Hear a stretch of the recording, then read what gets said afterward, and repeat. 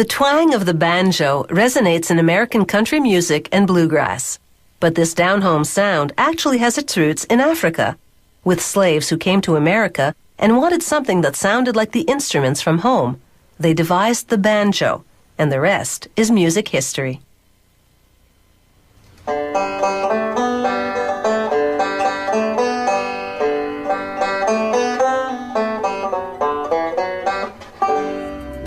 To make a banjo, they carve a lip into wood that's been steamed and bent into a circular rim.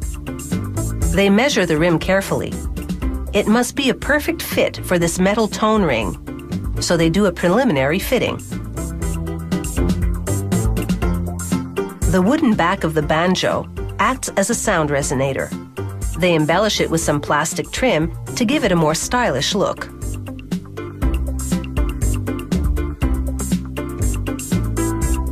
A chemical accelerator helps the glue dry, so the plastic trim adheres almost instantly.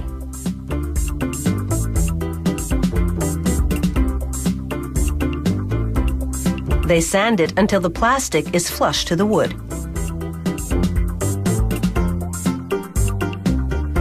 This long piece of wood will become the banjo's neck.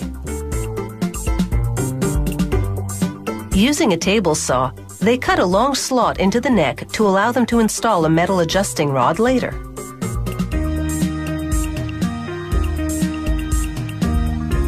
The artisan widens the end of the neck with 2 pieces of wood to form the instrument's peg head. Next, they do some very delicate work. They embed tiny mother-of-pearl decorations in a piece of ebony. They glue that inlaid piece of ebony onto the banjo's peg head and clamp it to dry.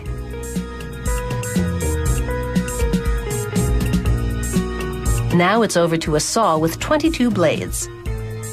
They pass a long piece of ebony over those blades to make 22 fret slots. This is the banjo's fingerboard.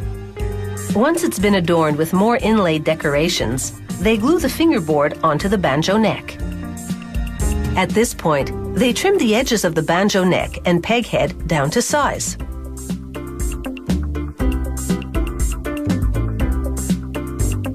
Using this router, they give the back and sides of the banjo neck smoother contours.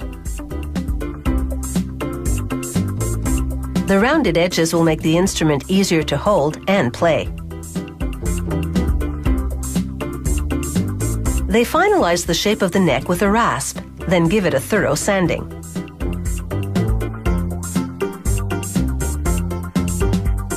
Here, they tap metal frets into the slots on the fingerboard, then trim the overlap. Now it's time for a little color. They rub some stain onto the banjo parts. When the stain dries, they spray on 12 coats of lacquer. Then polish off the job with a thorough buffing.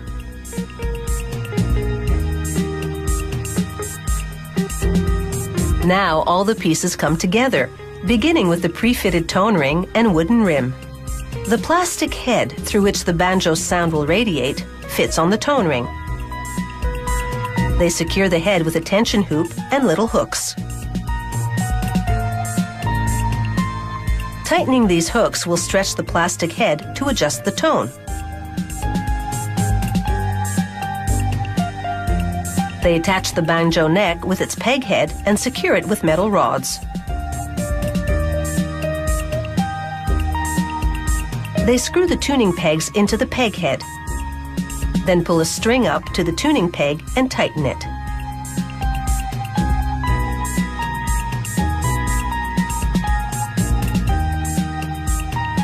This little wooden bridge sits on the plastic head and is only held in place by tension from the strings. Finally, they install the wooden back of the banjo. As you can see, making a banjo is a major production. But now, it's ready for showbiz.